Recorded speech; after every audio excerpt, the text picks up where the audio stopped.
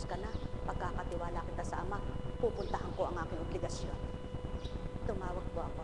Puri ng Ama, maghahatid na po ng anak. Buhay ba ang Ama? Mga mahal na kapatid, wala akong pinainom sa anak ko, ha? Wala po akong pinainom. Salita lang ng Diyos. Kaya ako po na ipaglalaban siya. Dahil dun sa salita niya na nagaganap sa buhay ko. Kasalanan ko po ba? Kung may sinabi ako sa isang tao na hindi naganap, hindi naman siya nakipagtotoo at nag-aalinlangan siya. Ang gusto ng tao, gawin akong Diyos. Huwag niyo po akong gawing Diyos. Na lahat ng sasabihin ko ay magaganap sa inyo kung ang Diyos, sinabi niya na mismo, hindi pa niya pinatupad dahil tiningnan niya pa yung taong mga totoo at hindi. Buhay ba ang Ama? Pinagpipilitan mo sa sarili mo, pinagsusumikapan, pinagsusumakitan mong magpakatotoo. Lahat ba ng kausap mo totoo? Lahat ba ng nakikipag-usap sa'yo nakikipagtotoo? Ang iba po ay dinadaya ka pa. Sasabihin nila, tapat ang puso nila, bakit hindi sila maniwalang totoo? May takot sila.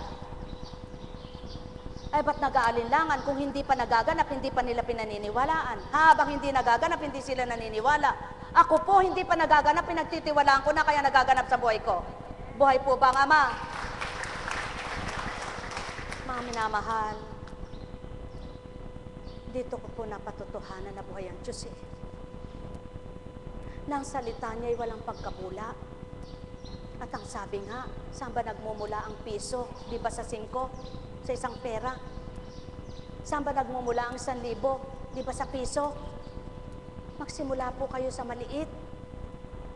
Subalit araw-araw kayong magtiwala at palalakihin ng Ama ang paniniwala nyo na yan at upang kayo makakita ng hiwaga, tumanggap po kayong ganap. Hindi yung sinabi sa'yo, magtiwala ka, pinabatid sa akin, ganito, ganito. Nako, sabi mo, oo, naniniwala ka, pero nakikita ng Diyos, hindi ka naniniwalang totoo. Pag may pumasok sa isip mo, pinihit na yung paniniwala mo, natalo na yung paniniwala mo, natalo ka na ng pag-iisip mo. Paano pong mangyayari? Marami po akong pinakibakahan. Napakarami po. Ngunit ito lamang po ang aking binahagi sa inyo. Salamat sa Ama. Ang unang-una kong napatotohanan sa Diyos, salita niya ay walang pagkabula. Pangalawa, tapat kong magmahal. Totoo kong magsalita. Hindi sa sinungaling. Kaya lamang, huwag ka rin sinungaling na anak niya. Makipagtapat ka, makipagtotoo ka. Hindi yung sasabihin mo, nagbago ako pero totoo nun, hindi. Huwag po. Kapag sinabi mo sa kapwa mo, mabuti ka nga. Hindi po pwede yung sa harapan ng kapwa mo, napakabait mo, pero ang puso mo naman kung ano-ano iniisip mo at nakatanim sa puso mo. Hindi po. Nakakahiya po sa Diyos. Sa totoo lang po. Bakit ko unang pinagtiwalaan siya? Sapagkat doon sa nagaganap na hindi ko alam ba't naganap yun. Hindi ko alam paano nangyari yun.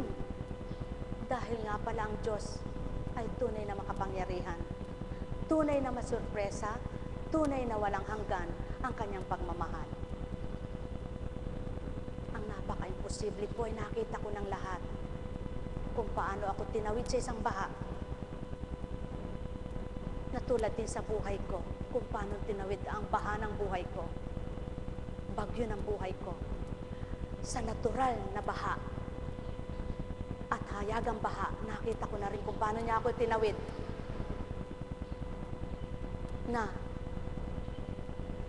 sinabi niyang maliwanag, sulong, si Cecilia po ang taksi. Baha po sa lahat ng paligid na yan. Ngunit nakapangako ako magtungo ng Candaba. Ang sabi ng kabiyak, naku, malalim ang baha, baka lumubog ang kotse. Lulubog ang compartment, mababasa ang makina, hindi tayo makakalakad. Sino nagsabi sa'yo? Eh, nababalita ka sa TV, tingnan mo ka. Sa TV pala yan, sa Diyos naman kakoy, walang baha. Sige kako, sumunod ka at hindi tayo kako malulumpak. Hindi rin mababasa ang kotse mula sa loob. Pagdating po doon sa bandang San Luis, napakalalim na. Sulong ka, dumiretso ka. Nakikita ko kung humahawi ang tubig.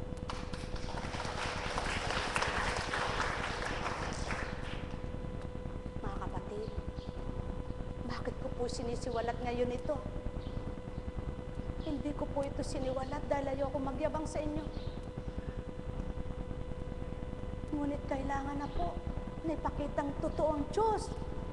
Kailangan na pong ipaliwanag na totoo ang Diyos. Kailangan na pong makilala ninyong totoo ang Diyos. Pagdating namin sa tahanang ito, garahe pa lang ito noon. Ito'y garahe. Ito'y tahanan. Yan, tindahan. Sige, buksan mo yung ano mo. Kung nabasa ang iyong makina at nabasa ang iyong ano. Tuyong-tuyo ka. Yan ang Diyos ko na tumawag sa akin at pinaglilingkuran ko. Mga kapatid, bakit yung baha na yun ang binahagi? Binaha ka ba ng mga dalahin mo? Binaha ka ba ng mga pasanin mo? Dinaluhong ka ba ng mga pasanin mong halos hindi mo na kaya? Na parang bahang basta na lang dumating sa'yo? Na hindi mo naman inaasahan. Nandiyan ang Diyos mo. Kilalanin mo siya. Sakit. Kabuhayan. Pagsasama. Lahat nasa Kanya para iayos niya at ayusin Kanya. Kaya lamang po, paayos ka sa Kanya. Sumunod ka sa Kanya. Tanggapin mo siya. Pag maraming dahilan ka, pakinggan niyo po ang mensahe kung bakit ito iniyayag at iniulat. Konstansya, kala niyo kwento lang. Pasubali ko sa iyo. Paghahayagin kita ng kaganapan sa buhay mo upang mapatotohanan ako'y totoo at buhay ako. Pakinggan niyo po.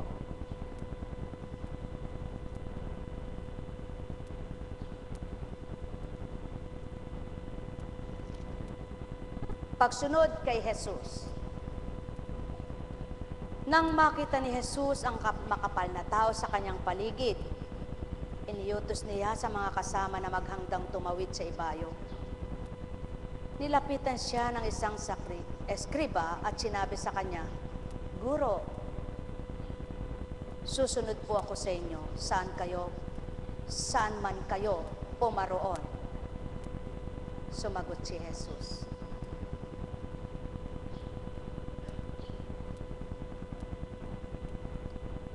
"May mga lungga ang mga asong gubat at may mga pugad ang mga ibon, ngunit ang anak ng tao wala man lamang matutulugan o mapagpapahingahan."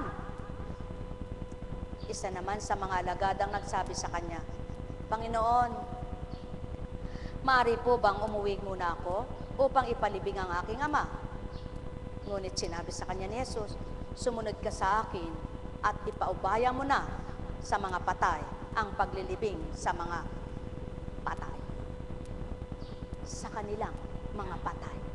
Ano ibig sabihin? Ikaw na nabuhay ang pagtitiwala sa Kanya, sumunod ka sa Kanya. Pabayaan mo na yung mga patay, ang pananampalataya, upang makita mong tuwiran kung sino siyang sinusundan mo at sumunod ka sa Kanyang kalooban, huwag sa kalooban mo. Huwag kang maraming dahilan at katwiran, patutudhanan niya. Siya'y totoo sa iyo, tapat ka sa Kanya, magiging tapat na higit labis siya. Buhay ba ang Ama? Sapagkat tamang walang sariling tahanan dito ang Diyos mo. Ngunit kung mananahan siya sa sarili mong pagkatao, ikaw ay Kanyang gagawing templo at di Kanya wawasakin kundi bubuuin Kaniya. Buhay ba ang Ama? Kaya sa kabila ng lungkot mo, may kasiyahan, may kagalakang ibibigay sa iyo. Sa kabila ng hirap mo, may kagaanang ipapagkaloob sa iyo. Sa kabila ng iyong dusa, iaahon ka sa hilahil mo, sapagkat nandyan siya at nakagabay at tumaasang ikay anak niyang tumalima na tapat sa kanya, magpakatapat ka. At tapat na tapat niyang ibibigay sa iyo ang katotohanan niya. Mga mahal, kung minsan gusto ng tao kamtin niya yung hinihiling niya, ngunit mismo ang Diyos ay dinadaya niya. Opo, tama, hindi po ako Diyos. Paniniwalaan ko si Apo Kunching, ang Diyos pinaniniwalaan ko, pero siya hindi. Dahil mayroon naman siyang sinabing hindi na totoo, hindi nagaganap. Eh di ang Diyos pinagtitiwalaan ko. Pero pagkaharap ka bilang Apo Kunching, naniniwala po ako sa iyo, nagtitiwala po ako sa iyo. Sa iyo lamang po ako maasa. Eh sino po niloko niya? Ako po ba yung sarili niya? Diyan sinusukat ng Ama ang totoo. Eh sinabi mo kanina, nang hindi mo kaharap si Apo Kunching. Eh hindi naman lahat ng sinasabi ni Apo Kunching totoo eh.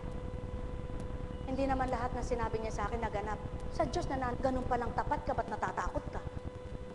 Ganun palang tapat ka, ba't nag-aalala ka? Dapat kung tapat ka sa Diyos mo, imposible man para sa iyo